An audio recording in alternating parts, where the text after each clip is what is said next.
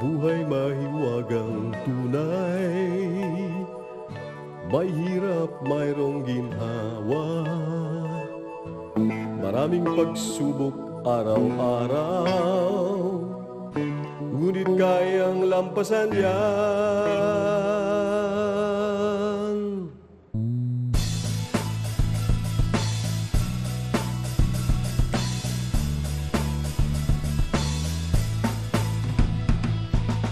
Ano man ang ating katayuan, may pag-asang masisilayan. Wala namang imposible,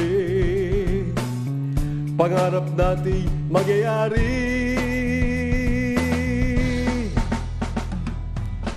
Manalig lang sa may kapal at samahan ang pagsisikap.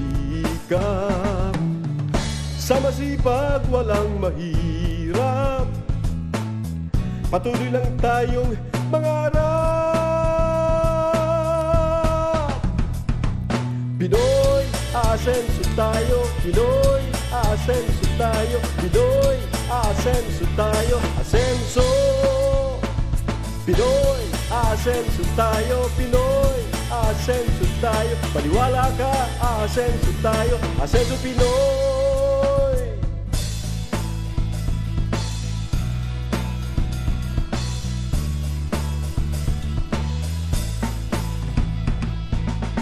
Ang buhay mahiwagang tunay, may hirap mayroong ginhawa, maraming pagsubok araw-araw, ngunit kayang lampasan yan.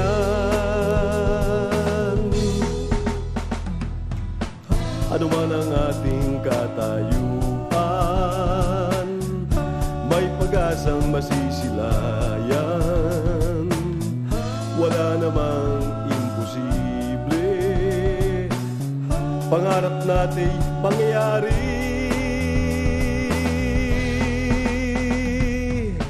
Manalig lang sa may kapal at samahan ang pagsisikap.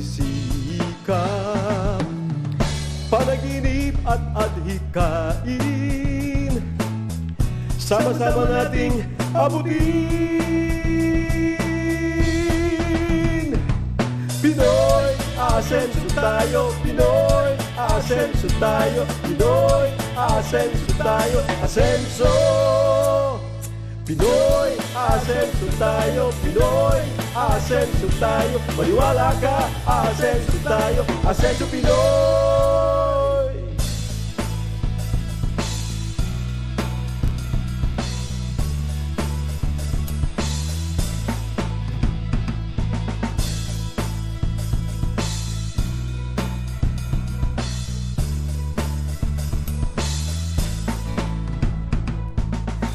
Manalig lang sa may kapal at samahan ng pagsisikap.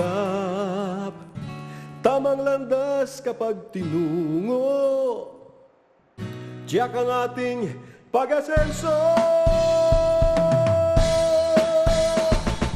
Pinoy, asenso tayo. Pinoy, asenso tayo. Pinoy, asenso tayo. Asenso. Pinoy, asenso tayo. Pinoy, asenso tayo. Maniwala ka, asenso tayo. Asenso Pinoy. Pinoy, asenso tayo. Pinoy, asenso tayo. Pinoy, asenso tayo. Asenso Pinoy.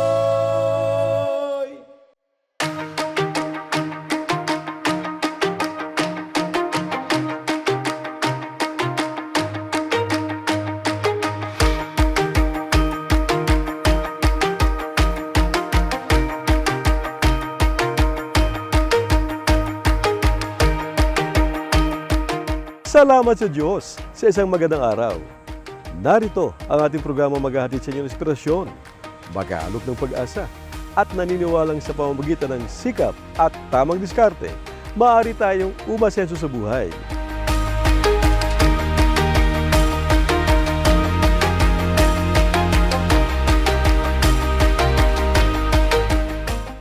ang Asenso Ka Pinoy.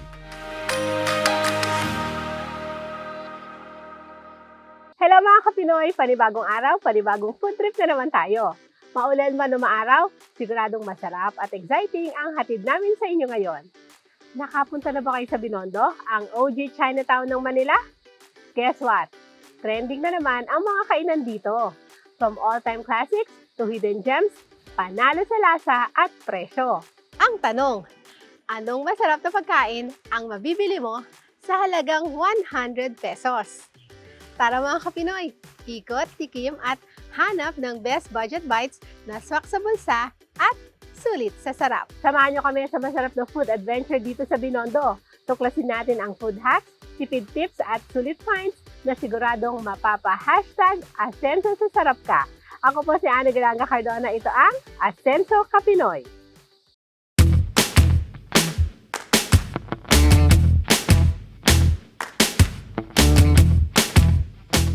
Lagi nating naririnig ang mga hidden gems at budget-friendly food spots sa social media, di ba? Pero ang tanong, totoo nga ba yan? Real talk mga Kapinoy, sa panahon ngayon, may mararating pa ba ang 100 pesos?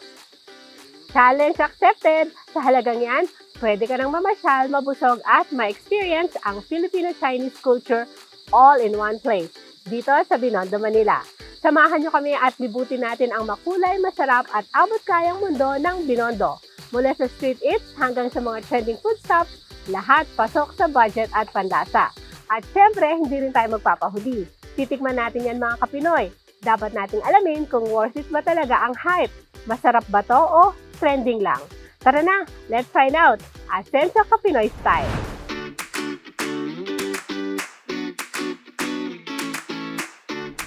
Ako nga pala si Jerome Delara, Asenso Ka Pinoy.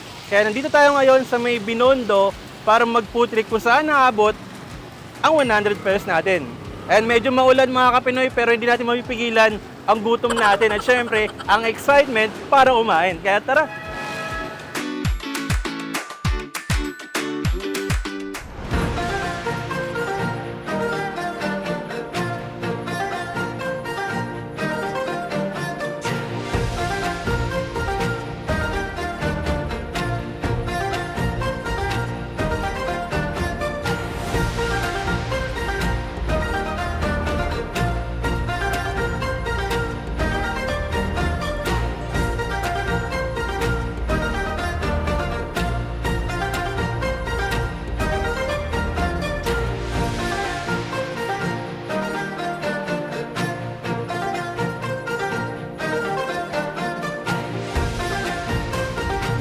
So yun mga Kapinoy, no?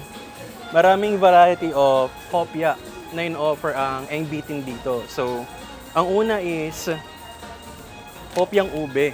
So sa halagang 63 pesos mga Kapinoy, 4 pieces. Isa or dalawang tao, possible na mabusog na dito guys. So kita nyo naman, solid talaga siya. So mga Kapinoy, isa or dalawang tao, mabubusog dito. And syempre, may no-offer din silang mga ibang flavor dito mga Kapinoy, no? Meron silang hopya red munggo, di ba? Hindi siya yung usual na hopya munggo mga Kapinoy, red munggo. So, isa to sa mga must try na flavor din sa kanila. Hindi lang hopya yung ino-offer nila dito. Marami rin silang ino-offer na iba't ibang pagkain dito kaya mas visit talaga to dito sa may Binondo pagka pumasyal kayo dito guys. bitin. At syempre, guys, titikman natin yung sikat na custard lava po nila doon sa may labas. Kaya tara, samahan niyo ako.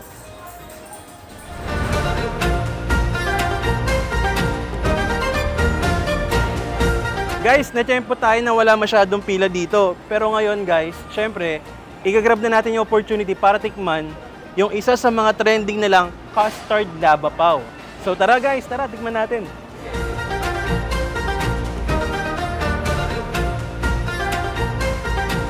So yun guys, no, tikman na natin yung isa sa mga bestseller nila na custard lava pao. Guys, di kayo maniniwala, 28 pesos lang to. Pero ang dami nagsasabi, masarap daw talaga to. Kaya tara, subukan natin.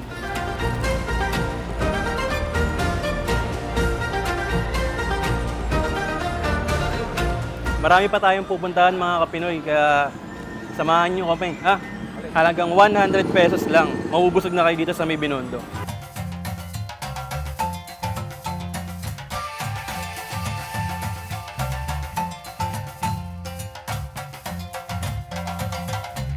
So yun mga Kapinoy, no, kanina na-try natin yung Eng Bitin. Ngayon naman, nandito tayo sa may Veggie Select para tikman ang kanilang sugar cane juice. Sabi dito guys, trending daw talaga to at marami talagang nagtatry dito guys. So mga Kapinoy, tara tikman natin. So yun guys, no, mga Kapinoy, nandito tayo ngayon sa may Veggie Select sa Kahabaan ng Ongpin para tikman ang sugar cane juice nila.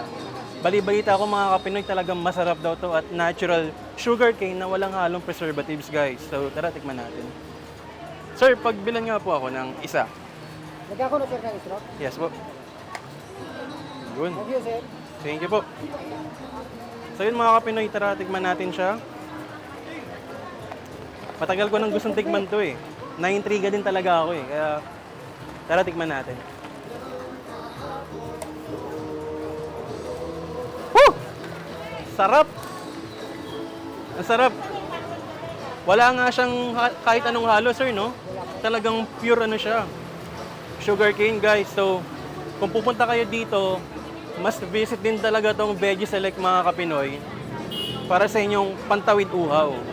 100 pesos mga Kapinoy, oh. Ganito na siya kalaki. Kaya subukan nyo rin pag napunta kayo dito sa may Binondo.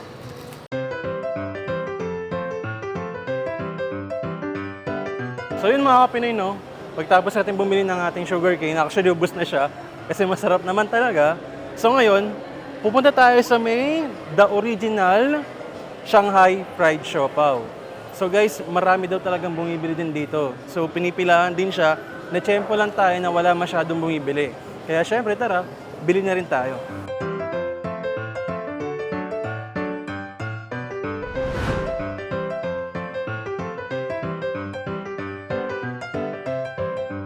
Milky Bicho Bicho.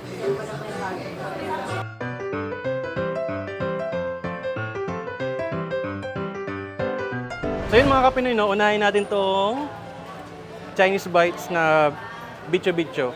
Kasi dapat pag kinain to guys, pag serve pa lang dapat kainin na natin. So tikman na natin. Pagtapos ng mga sweets, sweet food, sweet drinks, syempre Shanghai Fried Siopaw. Isa rin to sa mga pinipilahan dito sa may Binondo, Ongpin Street. So tara, tikman natin.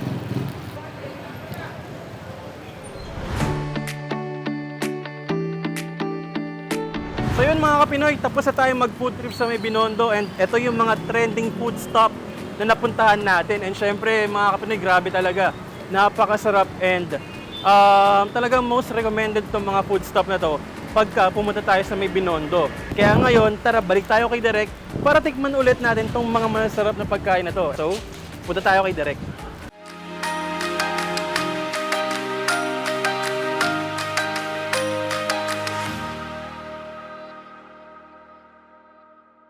Hello, Mamba Kapinoy. Please like and follow our Senso Kapinoy Facebook page. At Paramaging Updated KO and our Senso contents, you may subscribe to our YouTube channel and hit the bell button for more updates. Asenso Kapinoy. Pinoy, asenso tayo. Pinoy, asenso tayo. Asenso Pinoy!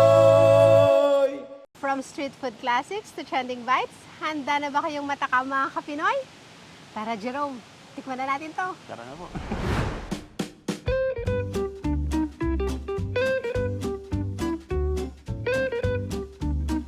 Mga Kapinoy, maniniwala ba kayo na itong 100 pesos na to ay may mararating?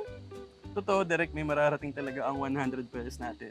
Actually, nagpunta nga ako ng Binondo, Derek eh. Oo. Ang dami ko talaga nabili sa halagang 100 pesos. Talaga? So, pwede mo ba ikwento sa akin, anong pagkain ang nabili mo sa halagang 100 pesos or less? Simulan natin, Derek, sa Eng Bitin. Okay? Ayun, Gusto ko Derek, yan. ang sarap talaga nun eh. Grabe talaga yung custard lava pa na yun eh. Dessert siya, Derek eh. Mm-mm. Dessert na parang ang fluffy niya.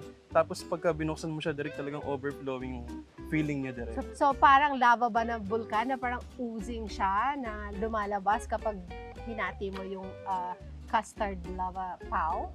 Ganun na ganun siya, Derek. Pag binuksan mo siya, talagang matatakam ka, Derek. Kasi sobrang sarap. Sobrang sarap na. Sobrang mura pa. Wow! So sa halagang 100 pesos, ilang Eng Bitin custard lava pao ang nabili mo? Derek, kaya kong makabili ng 3 dyan eh. 3 Oh! custard lava pa. Eh di mabubusog ka na! Yes, Derek. Mabubusog ka ng 3 piraso. Wow! Excited naman ako. Sige nga, gusto kong matikman yung ating Eng Bitin custard lava pao.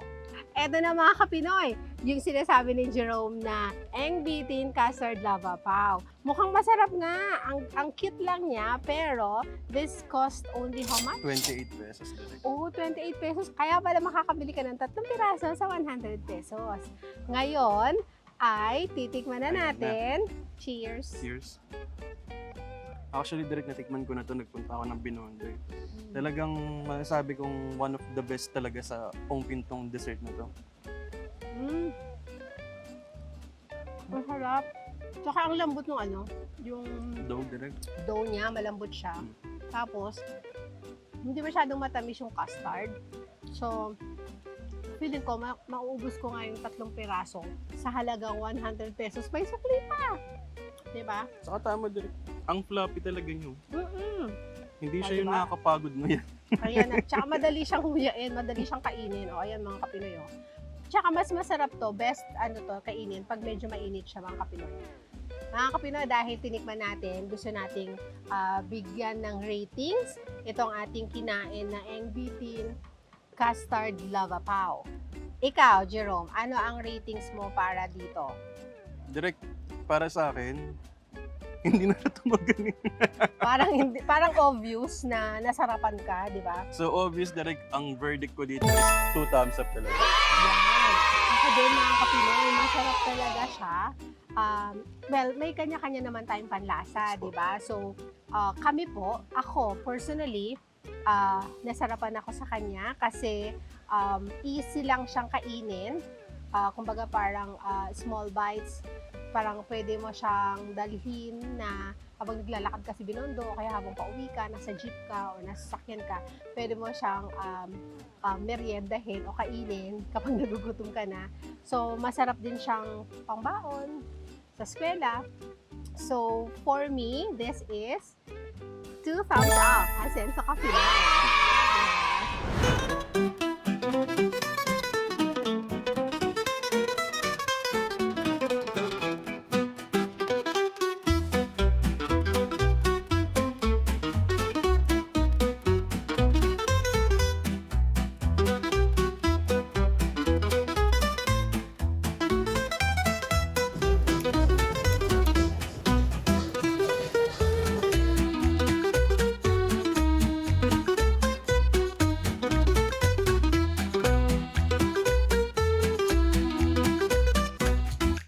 Mga kapinoy, ready na ba kayo? May 100 pesos ako dito at may nabili na naman si Jerome. Ano yan? Ito, Derek, isa rin to sa mga trending food na pinupuntahan ng mga tao sa may Binondo. Actually, ang dami ng naka-vlog ng food stuff na to. Ito yung tinatawag nilang Oishiken Chinese Bites na mas kilalang Milky Bicho-Bicho. Oh, may Milky Bicho-Bicho. Nung bata ako, nakakakain ako ng Bicho-Bicho. Pero, ano siya, medyo matigas yung Bicho-Bicho ng Pinoy. I see, Derek. Pero ito, Derek, ano siya? Floppy din siya. Pero meron siyang texture ng crust. Ah, okay. Kasi prito siya. Yes, Derek. Ah, okay. So, pwede mo bang i-describe? Kukuha nga ako ng sample. Sure, direct. Medyo mainit pa siya. So, para siyang churros. Parang ganun. Chinese churros. Oh. Oo. O, di ba? Ang dami na talaga mga innovation, mga kapinoy. Mula sa Pinoy na bicho-bichong very simple, prinito na matigas dati. Ngayon ay merong churros din. Tapos ngayon, itong tawag ay Chinese Bicho-bicho. milk tea bicho-bicho. Ayun. So, tikman natin. Ang akin, Derek, kakamain ko na lang. Okay, laban na yan.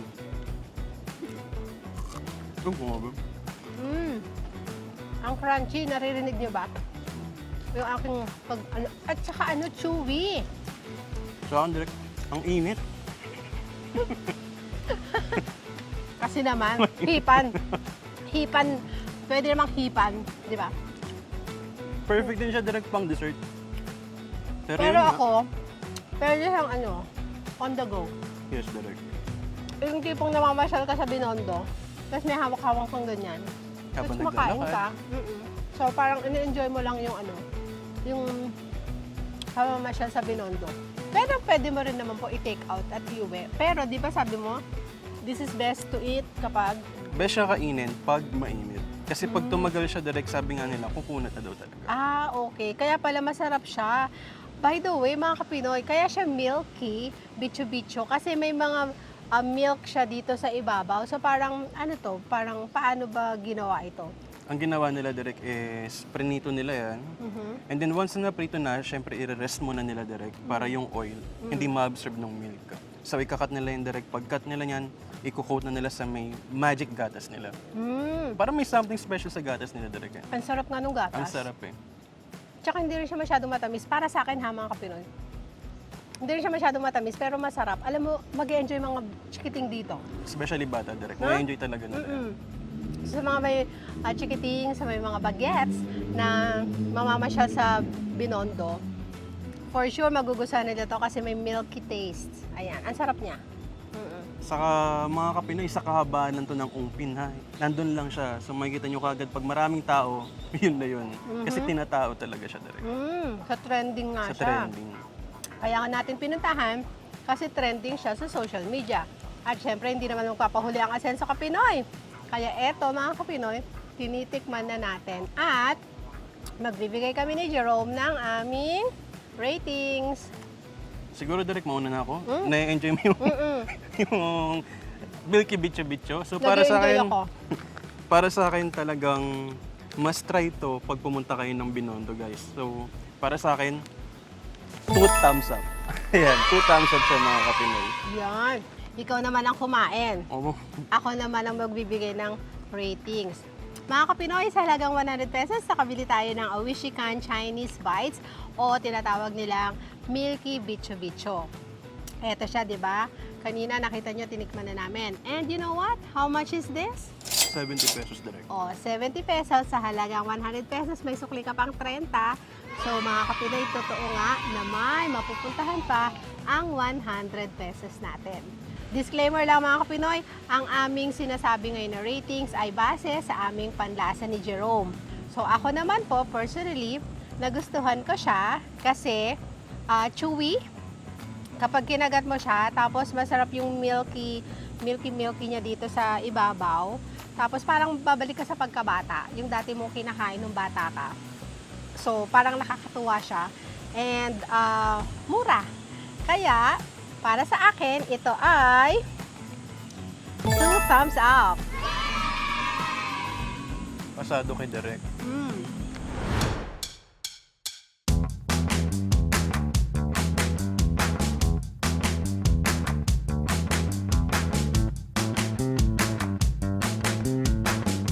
Mga Kapinoy, may 100 pesos na naman ako at may nabili si Jerome na ganito. Ano tawag dito, Jerome? Ito yung tinatawag na sugar cane juice direct. Oh, ayan, nababalitaan ko nga ito. Trending din itong sugarcane juice.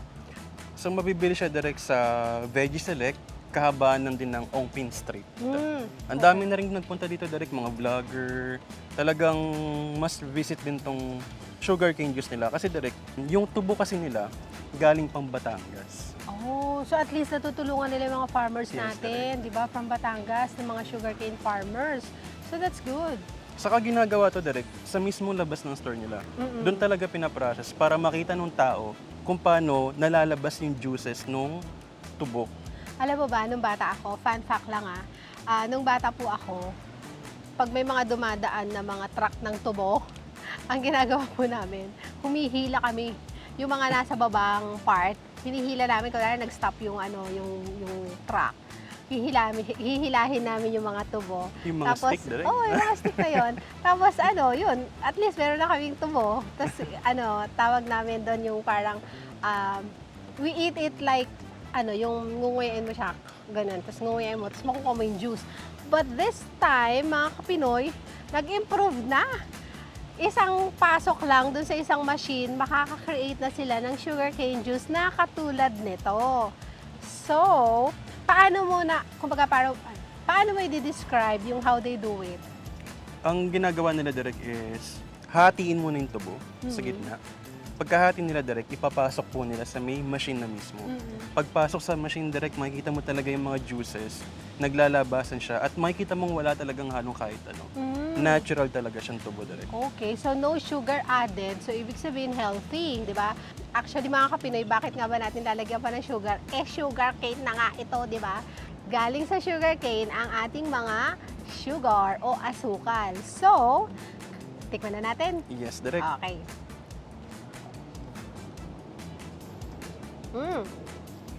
Lasang-lasa mo yung tubo. Saka very refreshing siya direct. Oo. Tsaka yun nga, mayroon siyang taste na yung talagang tubo siya. Kasi ako mga kapinoy, laking probinsya. So, alam ko yung taste nung fresh tubo talaga. Ngayon, nagawa na siyang juice. Ganun pa rin yung yung feel, ganun pa rin yung taste. So, at least ngayon, you can buy anytime. So disclaimer lang mga kapinoy, itong inumin na to or sa aming panlasa, opinion lang namin. So para sa amin, ito yung masasabi namin sa product na to. Okay. So yun mga kapinoy, para sa akin is 2 thumbs up din to. Harap natin. Yan. 2 thumbs up siya mga kapinoy kasi talagang napaka-refreshing. Very perfect sa kahit anong weather, mapa-summer man yan or rainy season, talagang babalik-balikan nyo. Sa inyo po, direct. Yes. Ako, nagustuhan ko siya kasi bumalik yung aking childhood na experience Sa province. sa direct. province. I'm from Tarlac. So, nakakatuwa lang na makakainom ka na ng tubo, juice, o sugarcane juice na very affordable, na ganito kalaki, 100 pesos lang mga kapinoy. Kaya para sa akin, ito rin po ay 2 thumbs up. Hindi pa tayo natatapos mga kapinoy kasi may 100 pesos pa tayo. So Jerome, saan ka nakarating sa 100 pesos? Direct, another Ongpin edition na naman. So meron kaming na-discover na fried toasted siopaw. Fried naman kasi sanay tayo sa mga steamed siopaw. Yes po, direct. At saka medyo mas maliit lang siya, no? Fried nga siya kasi, medyo brown sa ilalim. Ayan. Yan. Sabi nga nila, direct, save the best for last. Oh, Kaya talaga? ito talaga yung hinuli ko, direct. Kasi talagang ito yung dinudumog sa Binondo. Wow. Bakit? Anong meron dito? At saka anong store ba to mabibili? Mas mabibili siya direct sa Shanghai, fried siopaw sa kahabaan ng Ongpin. Katabi lang siya ni Milky Bicho Bicho. Okay. So, pagkatapos nila dun sa Milky Bicho Bicho, dito naman sila pupunta. Yes, right. Nice. Kaya pinuntahan natin ang fried siopaw para matikman din natin. So, nakakatuwa naman kasi 'di ba, parang isa rin ito sa mga go-to na food. Kunwari ikaw ay always on the go, so pwede mong bilhin to, tapos lakad-lakad ka ulit doon para hindi ka nagugutom habang naglalakad sa Binondo area. So, Hatiin natin sa hahatiin gitna. daw natin sa gitna.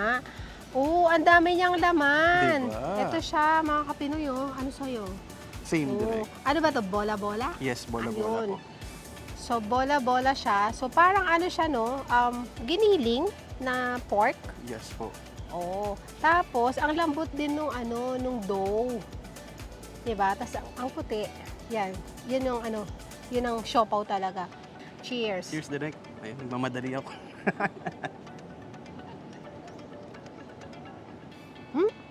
Masarap. Sobrang lasa, direct. Ang meaty niya. Ibang lasa naman ng siopaw. Not the usual steamed siopaw na nakakain natin, na nabibili natin.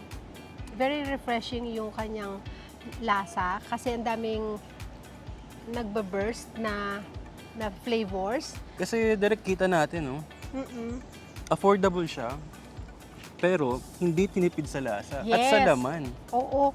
Ito sa akin mga Pinoy, hinati ko siya. Hating kapatid din yung laman. Hindi yung napunta lang sa kabila yung laman at sa kabila wala na. You can see, hinati ko sa gitna pero both may laman siya. And talagang malasa siya, not the usual saucy na siopaw. So, it's a must din also if you want to try another kind of siopaw, which is this is fried siopaw po. At masarap siya. So mga kapinoy, sa halagang 100 pesos, may nabili si Jerome na fried siopaw. So, ang tanong, Jerome, magkano ang isang piraso ng fried siopaw? Sa 100 pesos direct, pasok na pasok. 35 pesos each. Wow! So, makakabili ka na pala dito ng 2 pirasong siopaw, mabubusog ka na. Siyempre, kanina pa tayo kumakain. So, anong masasabi natin dito sa fried siopaw? At 35 pesos each. Ako na direct, mauna. Yun nga, sabi ko kanina mga kapinoy, no? Save the best for last. Disclaimer lang mga kapinoy, yun nga, ito po ay aming opinion, sariling opinion, at sariling panlasa namin. So magkakaiba po tayo ng panlasa mga kapinoy, depende po sa inyo. So para sa amin kasi, masarap talaga siya. At must try sa Binondo. So,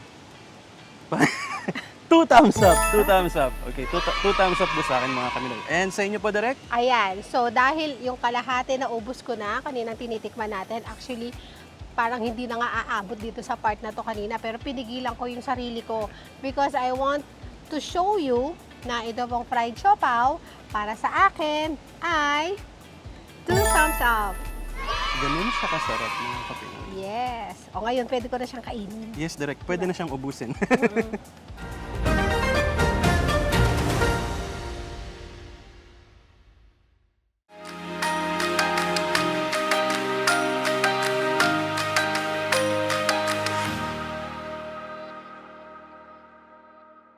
Hello, Mambia Kapinoy. Please like and follow our Senso Kapinoy Facebook page. At Par Maging Updated KO and our Senso contents, you may subscribe to our YouTube channel and hit the bell button for more updates. Asenso Kapinoy. Pinoy, asenso tayo. Pinoy, asenso tayo. Asenso Pinoy!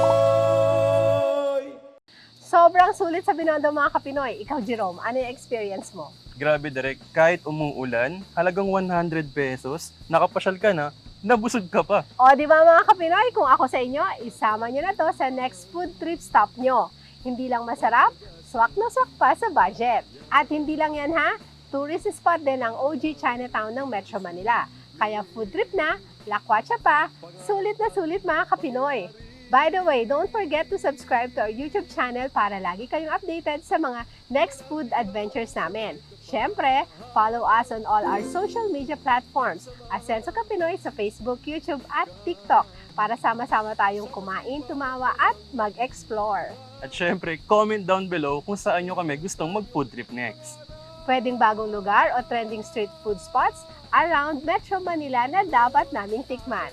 See you again next Saturday mga Pinoy para sa mga makabuluhan, nakaka-inspire at puno ng good vibes na mga Asenso Kapinoy story. To God be the glory. Ako po si Ana Galanga Cardona kasama si Jerome Delara, na nagsasabing Asenso Kapinoy.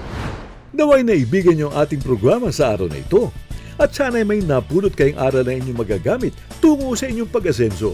At tulad ng aking madalas sabihin, walang imposible sa taong nananalig sa Diyos at nagsisikap umasenso sa buhay. Ang Asenso Kapinoy ay inyong gabay upang harapin ang bukas na puno ng pag-asa. Ito ang Asenso Kapinoy. Asenso tayo, Pinoy! Asenso tayo, Asenso Pinoy!